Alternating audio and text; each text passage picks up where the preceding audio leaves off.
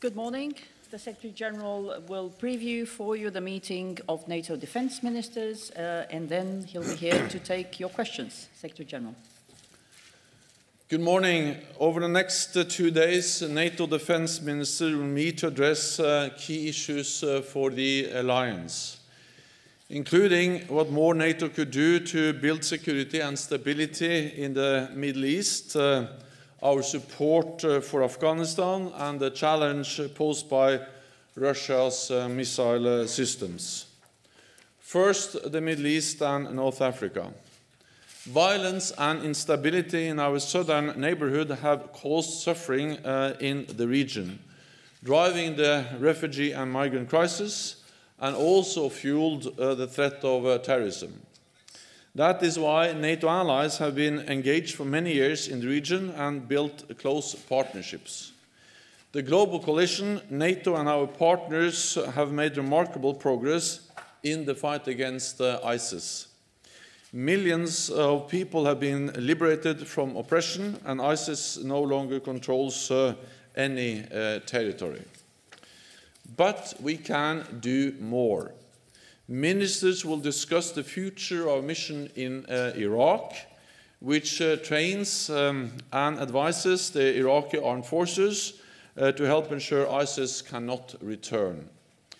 NATO fully respects the sovereignty and territorial integrity of Iraq. That is why we are closely consulting with the Iraqi government as we look to the future. Allies will also discuss tomorrow how NATO can coordinate with the global coalition even more closely. And we will consider what more NATO can do in the wider region to build long-term stability and security. Training local forces is one of our best tools in the fight against terrorism. And NATO has tried and tested structures and procedures which bring added value. These ensure political consultation, transparency and oversight, and force generation. On Thursday, we will review NATO's response to the challenge posed by Russia's new missile systems. The development and the deployment of the SSC-8 missile led to the demise of the INF Treaty last year. NATO allies have stood united on Russia's breach of the treaty, because a treaty that is only respected by one side cannot defend us. We agreed on a balanced and coordinated package of defensive measures, at the same time restating our strong commitment to arms control and disarmament. The SSC-8 is just one challenge we face. So we will discuss our response to the whole range of Russian missile systems, conventional and nuclear, currently deployed or under development. We will conclude the ministerial by meeting with all nations contributing to our training mission in Afghanistan. Our research support mission is making a difference. Despite the challenging circumstances, the brave Afghan security forces are getting stronger, and they are helping create the conditions for peace. We fully support the efforts led by the United States to end the conflict and to achieve a peaceful solution. Allies are consulting closely on the way forward. The US Special Representative, Ambassador Khalilzad, was recently here to discuss the latest developments. I expect ministers will address the peace process and how our research support mission can best support it. The Taliban must understand they cannot win on the battlefield. They must commit to a reduction in violence and show that they are genuinely committed to a peaceful future for Afghanistan. Defense ministers will also meet with their Ukrainian counterpart to review the country's reforms and NATO support. And we will also have a wide-ranging discussion on NATO-EU cooperation with our partners Finland and Sweden, which will also be the first opportunity to welcome High Representative Vice President Josep Borrell to a NATO ministerial meeting in his new position. With that, I'm ready to take your questions. Okay. We'll start with Radio Free Europe. Gentleman in the middle. Thank you very much, Mr. Secretary General. Mustafa Sarwar from Radio Free Europe. Do you see real and serious compromises made by the Taliban on the peace efforts ahead of the group's traditional spring offensive season in Afghanistan? And there was a high-profile attack in Kabul this morning. What does it mean in terms of security? Thank you. I strongly condemn the attack in Kabul this morning. It shows once again the consequences of horrendous violence against innocent civilians. And it also demonstrates the strong need to find a peaceful solution to the conflict in Afghanistan. And that's exactly what that's exactly why we continue to provide strong support to the Afghan security forces, because we believe and we are convinced that the best way for NATO to create the conditions for peace is to support, train, assist and advise the Afghan security forces so they are able to send a clear message to Taliban, to terrorists, that they will never win on the battlefield. And they have to sit down at the negotiating table and make real compromises, reduce violence and engage in the inter-Afghan dialogue to create a lasting peace. We hope that we can see progress as soon as possible. And that's exactly what we are working for, and that's also why we are consulting, of course, closely between all allies and also with the US and the US envoy negotiating with the Taliban, Ambassador Khalilzad. This will be an important issue to be addressed and discussed among allies tomorrow and the day after tomorrow when we meet, because we are pushing for progress on the peace process as soon as possible. Let me also add that we went into Afghanistan together, all allies and partners. We will make decisions on the adjustment of force levels together. And one day we will leave together, because we are not in Afghanistan to stay there forever. We are there to create the conditions for peace and to enable the Afghan security forces to protect themselves without our help. Okay, Washington Post. Hi, Michael Birnbaum from the Washington Post. Thanks very much. I wanted to ask, a couple days ago there was a Pew study released about public attitudes toward NATO in a bunch of different countries. It showed that favorability of NATO was dropping sharply in lots of European countries, also in the United States. And I wanted to ask you why you thought that was, and is it connected to President Trump's politicization of support for NATO? Thank you. Well, I think the overall message from that opinion poll is that it's strong support for NATO overall across NATO allied countries. Then, of course, it goes a bit up and down, and it varies a bit between different allies and from year to year in different allied countries. So, for instance, the UK, it goes up. In the US, it has gone a bit down, but still at a high level. So I think it just illustrates that we are 29 democracies where there are different views and different opinions, and of course they vary a bit between allies and over time. But the overall message from that opinion poll, but also from other opinion polls, is a continued strong commitment to NATO and strong support to NATO. So that's that. And let me add that one thing is opinion polls, and of course they are important because we are democracies, and the only way NATO can remain the strongest alliance in the world is that we have public support from the people in the countries which are a member of the alliance, and we have that. But at the same time, the collective defense clauses, the collective defense commitments of NATO, is treaty commitments by all allies. So they are in place regardless of whether the opinion polls goes a bit up and down. We are committed to defend each other. Okay, we'll go to the gentleman in the front row here. Yeah. Thank you very much, Yuri Shiko, Deutsche Welle. I have two questions. First question is on Ukraine, because the Ukrainian minister will be here, you said. Ukraine asked to be granted enhanced opportunities partnership status. So I understand there are discussions still ongoing, but what can you say to these discussions, and when could be any decisions made on this? The second is on this response to Russia's new missile systems. When this response package will be adopted, could you explain a little bit more what could be in that package, and is there this response to this new avant-garde hypersonic missile there? I mean, what can NATO do about this avant-garde system? Thank you. We will meet with the Ukrainian defense minister.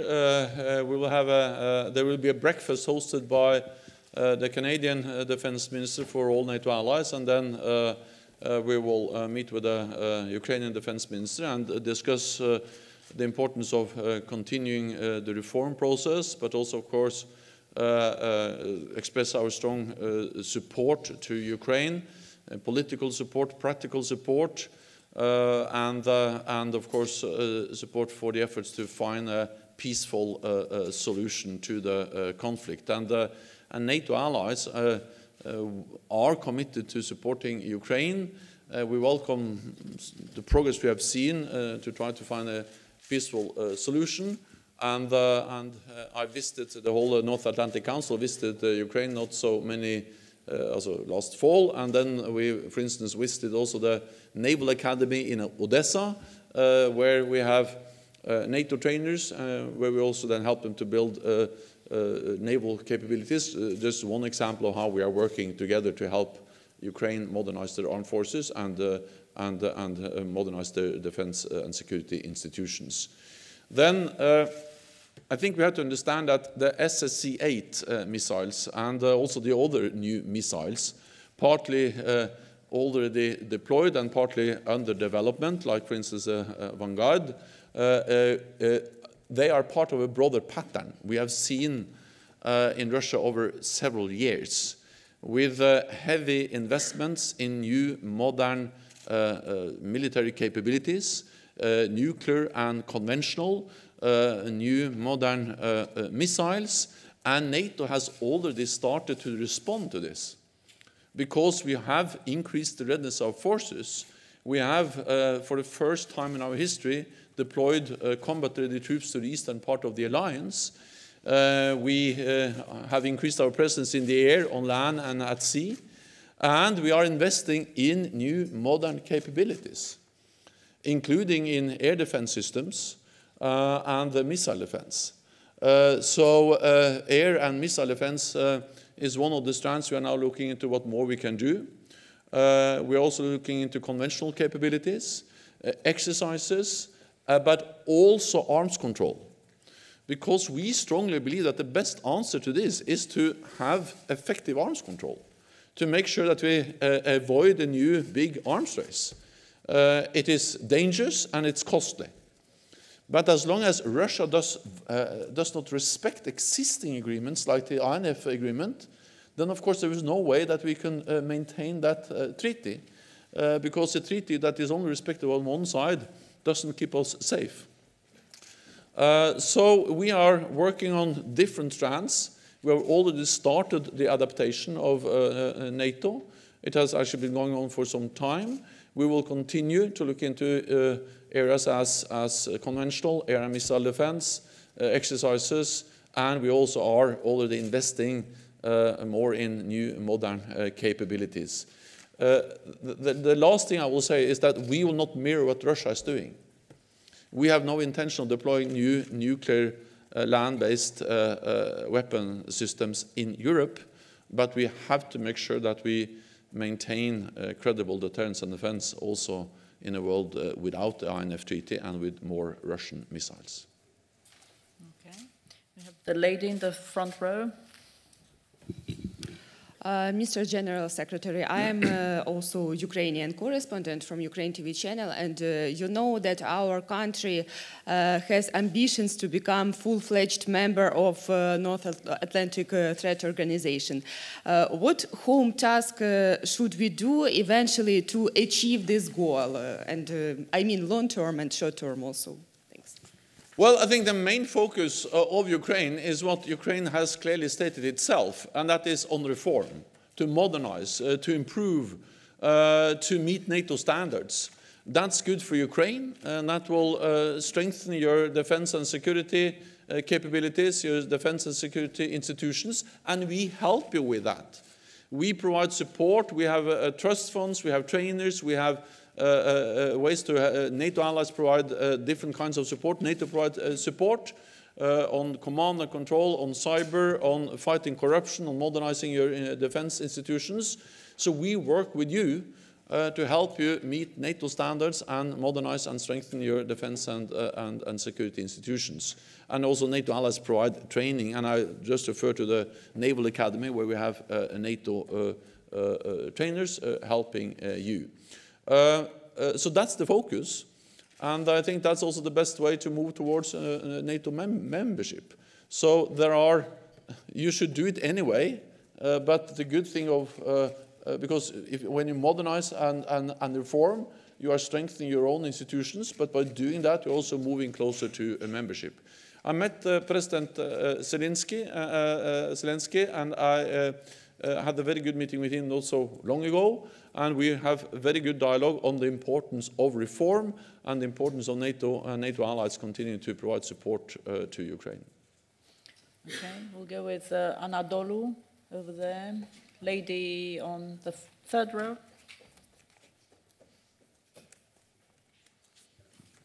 Thank you, Secretary General, Anadolu Agency, Sheriff Echetin.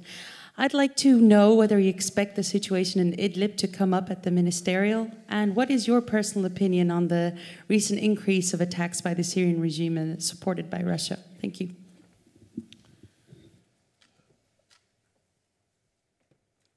I'm very concerned about the situation in Idlib because we have seen horrendous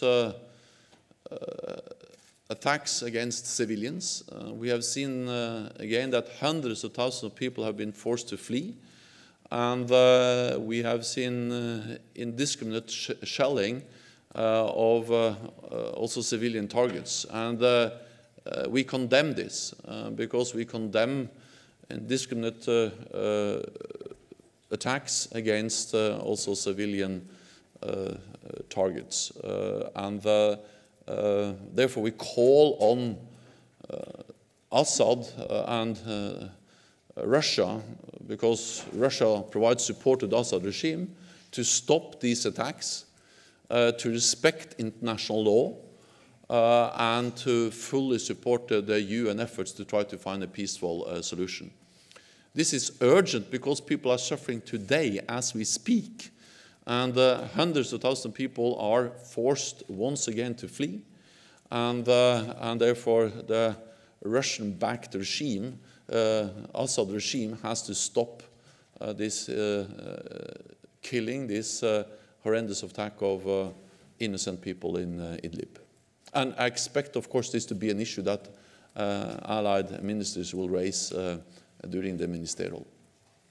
Wall Street Journal, gentleman in the last row. And thank you. James Marston from the Wall Street Journal. Secretary General, do you feel like you have a clear understanding of what President Trump actually wants NATO allies to do in Iraq and the Middle East? And can you give us some more specifics on what is actually being discussed for NATO to actually do? Because Trump has been quite vague in his public statements. President Trump has been very clear on two messages regarding NATO from the day he became president.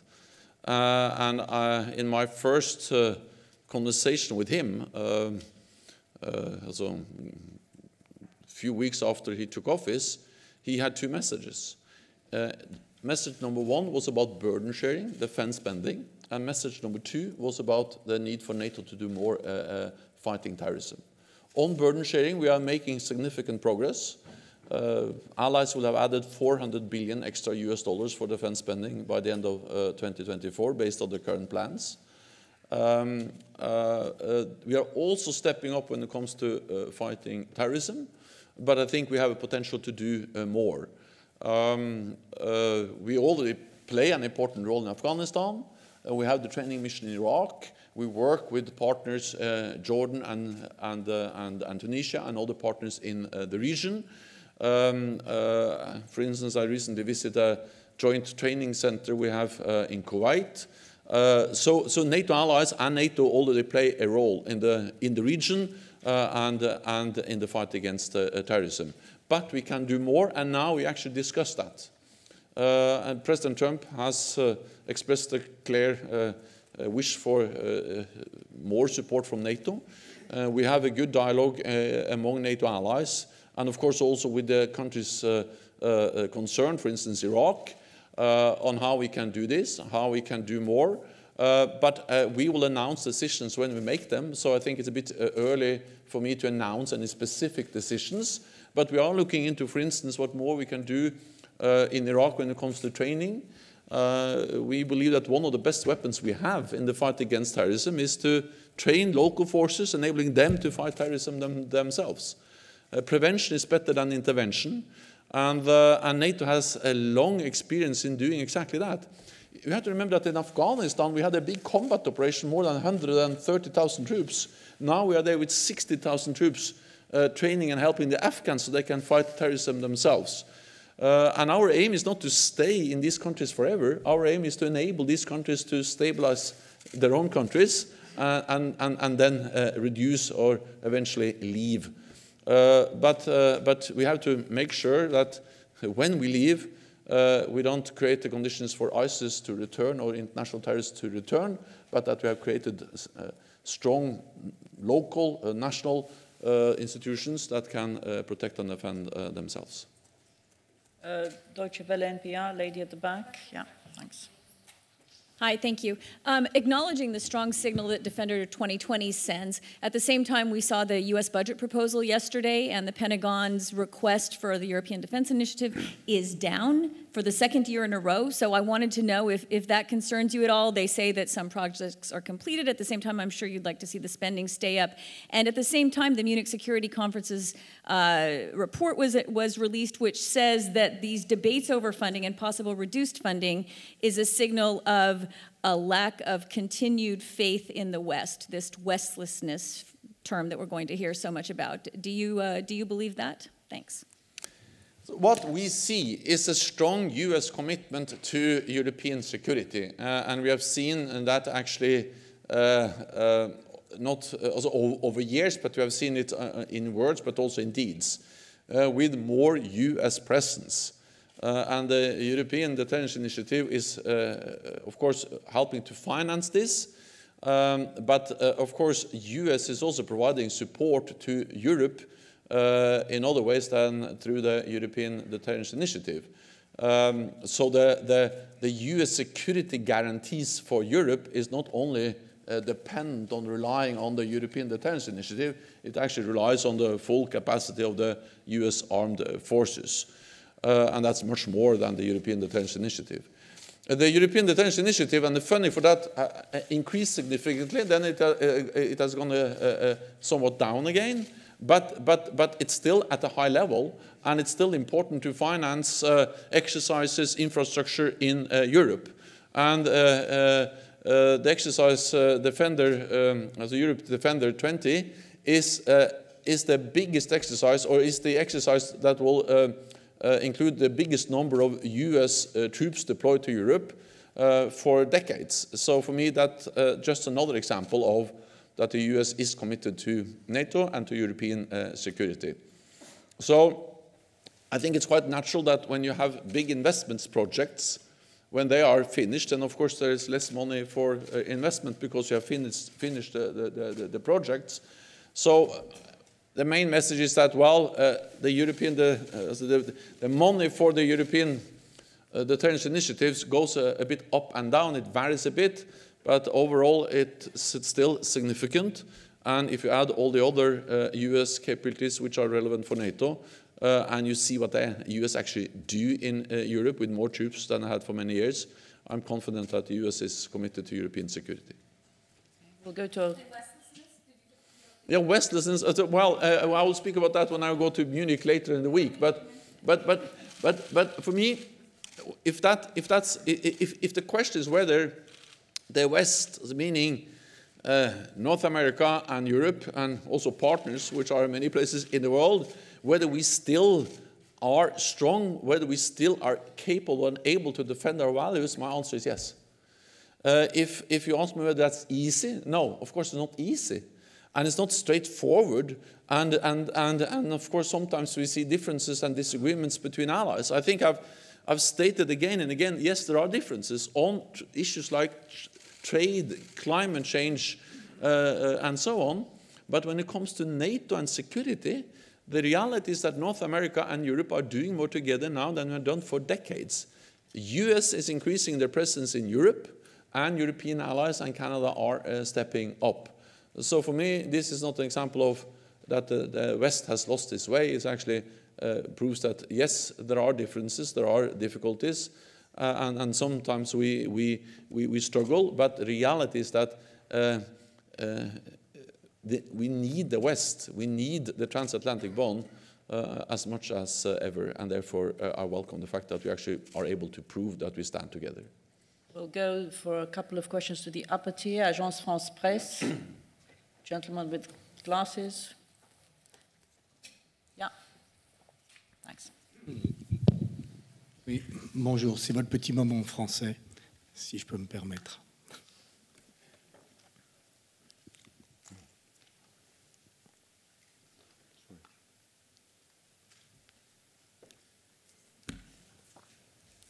You can stop. OK. Yeah.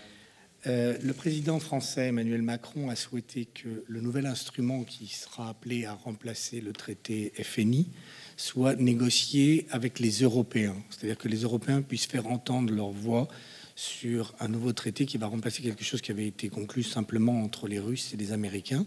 Est-ce que vous pensez que ce soit discuté ici et est-ce que c'est souhaitable ? Et une petite question après qui a trait avec l'opinion de Pew. Je voudrais savoir que vous inspire le dernier commentaire du président Trump lorsqu'il a dit que NATO, je mets mes lunettes, excusez-moi parce que c'est en anglais, NATO was going down like a rocket ship before he took office. Je voudrais savoir ce que ça vous inspire comme réflexion. Merci.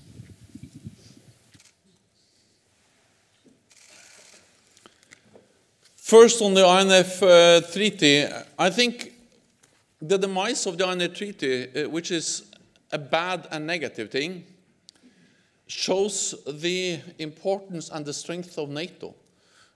Because what we saw was that when Russia started to violate the INF Treaty many years ago, we actually started also to have close consultations within NATO on how to deal with that. And NATO has been a platform that has brought together European allies and the United States to find a way forward where we have been united on how to deal with the Russian violations of the INF Treaty. We all know that, of course, the INF Treaty is a bilateral arrangement between Russia and the United States, because we speak about Russian and US missiles. But of course it affects European allies, because these missiles were deployed, the SS-20 and the Pershing and cruise missiles, which triggered the INF Treaty back in 1987, they were deployed on European soil. So of course President Macron is right when he says that this also affects European allies. And that's exactly why it is so important that we have NATO as the platform where we have consulted on these issues closely for many years. It started during the Obama administration, because it was the Obama administration that first raised the concerns about Russian violations, Russian deployment of the new SSC-8 missiles, and then it has continued under the current administration. And the reality is that we have agreed on every step. First, we all agreed, all allies agreed, that Russia was violating the treaty. And we raised that issue with Russia again and again. And this was not only based on intelligence from one ally, but from several allies. And then we agreed that we called on Russia to come back into compliance. Russia did not come back into compliance. Then we set the time limit, and Russia didn't come back to the compliance. And then we all agreed on the US decision to withdraw, because a treaty which is only respected by one side doesn't work. And then we have agreed, after close consultations, on the way forward, including the work which is now being done related to issues related to air and missile defense, conventional exercises, and so on. So we will continue to consult, continue to agree, and work together on a balanced and defensive response to the Russian violation of the INF Treaty. So my message on the INF Treaty is that it is very bad that we have seen the demise of the treaty because of the Russian violation of the treaty, but it's actually good to see how NATO has been able to respond to that in a coordinated and united way. So it shows the importance and the strength of NATO being the platform, bringing Europe and North America together, addressing these kind of strategic issues.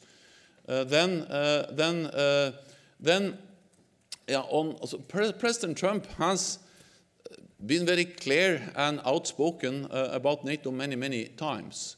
But I also welcome the fact that he recognizes the progress European allies and Canada are now making on burden-sharing defense spending. Not least at the leaders' meeting in London in December, he clearly expressed the recognition of the progress we are making. And I also welcome the fact that we now are working together, all NATO allies, on how NATO can do more in the fight against terrorism, including in the Middle East region. Jordan Times, gentleman on the 5th row, yeah. The Jordan Times. I have a follow-up question. U.S. President is asking for more NATO involvement in the Middle East. At a time, you shifted some of your personnel out of Iraq, and you last month suspended training in Iraq.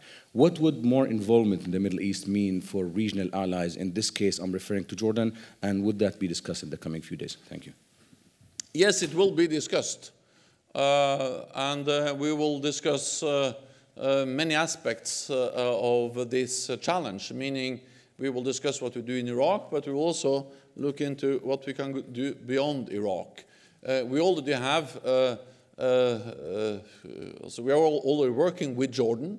The King of Jordan visited NATO a few weeks ago, and NATO is working with Jordan on issues like special operation forces, intelligence, and other things. And of course, Jordan is important for the whole region, because Jordan has been a key member of the global coalition to defeat Daesh and a close partner of NATO. Yeah, so we are looking into we are discussing what more NATO can do. But again, before we have made any final decisions, I think it's a bit early for me to announce those decisions. But we will see what more we can do. Yeah. Frankfurt Allgemeine. Thank you, Thomas Gutschka, Frankfurt Allgemeine Zeitung. Secretary General, on this same issue, two questions. First of all, have you received a firm political commitment from the new Iraqi government that it wants foreign troops to remain operating on its soil and especially want NATO to continue their presence? And the second question is, how do you assess the security situation on the ground right now, meaning when do you think the entire operations will be able to resume in Iraq? No.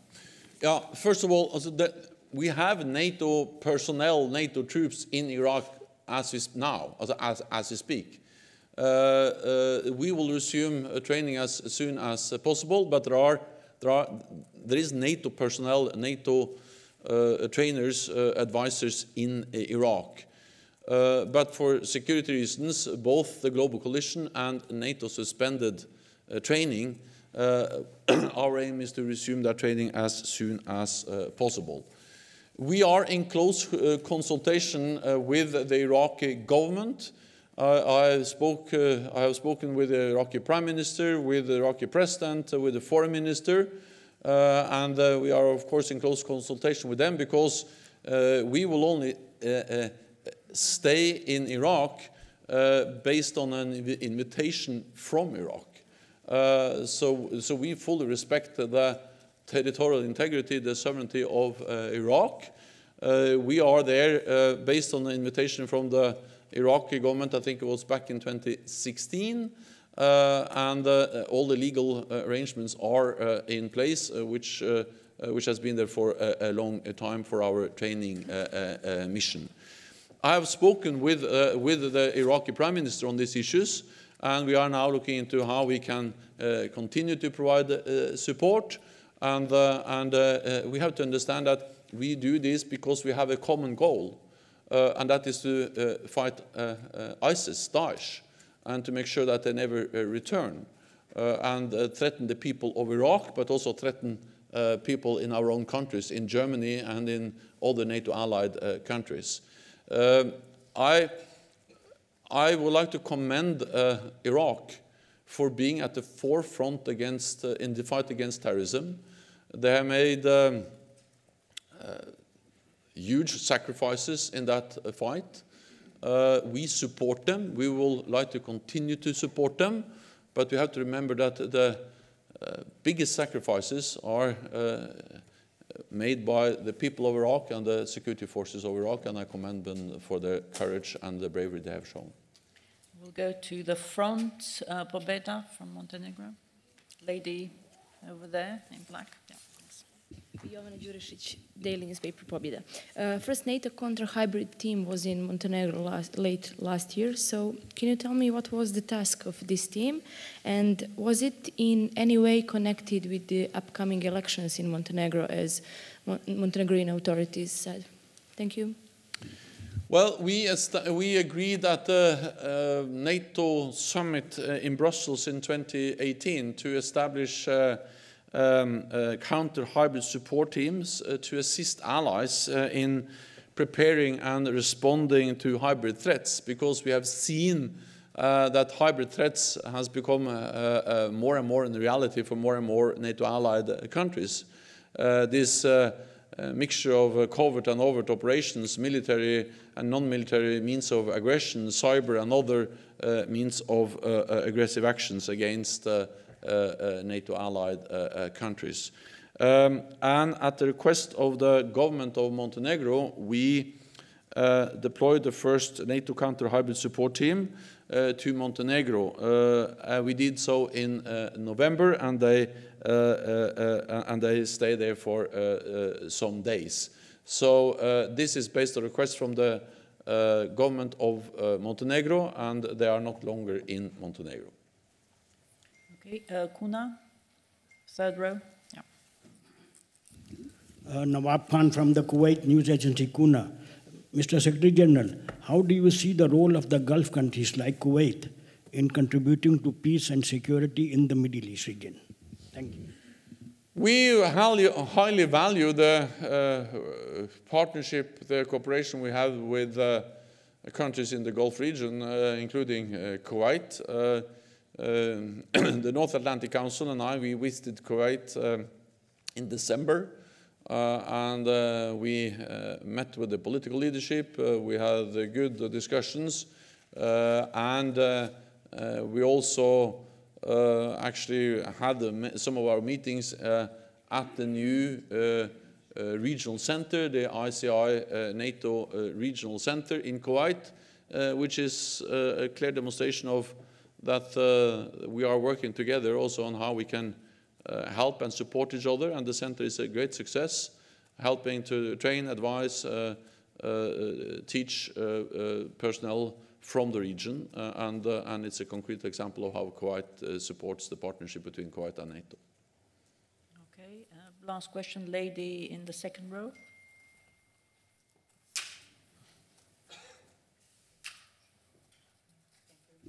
Tamara Gancharovska, Telma TV, North Macedonia. Secretary General, North Macedonia has not adopted Article 5 from the Washington Treaty in its legislation due to the inability to pass the defense law in the parliament with 2/3 of majority. Until when can NATO wait for a nation to adopt a collective defense, which is a core value of the NATO, and is it acceptable for the NATO to pass this law with the old name of the Army of the Republic of Macedonia, on what current position insists? Thank you. Well, collective defense, Article 5, will be a treaty obligation for North Macedonia as soon as North Macedonia becomes a full member.